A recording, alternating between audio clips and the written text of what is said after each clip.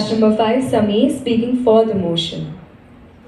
Look at Venezuela, once the richest country in Latin America. Now it has rules, it has laws, it has a constitution, but it has no food, no fuel, no power. Because when economy collapsed, justice became a joke. A starving nation cannot uphold dignity, whether it's Zimbabwe, Sudan, or even post-war Syria. When prosperity dies, justice disappears with.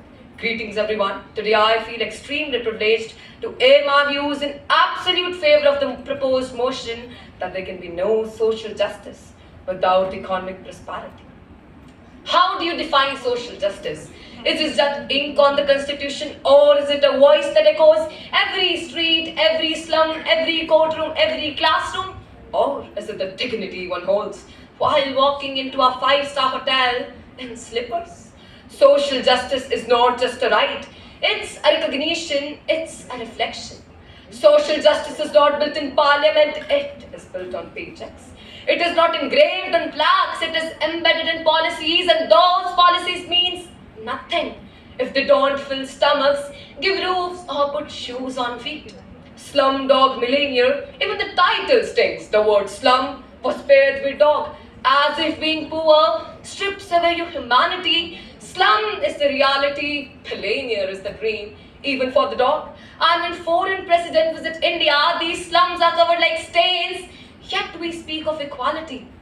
Without economic prosperity, justice is like a photo filter, easy to apply, easier to fake.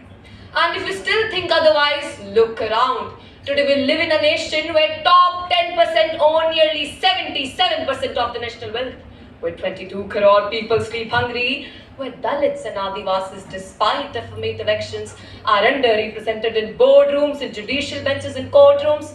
And you know what's the common link? Economic backwardness. No matter how many rights are written, no matter how many slogans are shouted, you cannot climb the social ladder if the first step itself is missing. And if you still think that social justice can exist without economic prosperity, then tell me why did Birsa Munda, the voice of millions, die at 25 in a British jail? He had courage, he had character, but Mawar, the audience, he had no capital. That's why history silenced him before it celebrated him. We all are building, we are breaking, we are rising, we are falling, we are walking, we keep waiting, but without wealth, justice keeps wandering.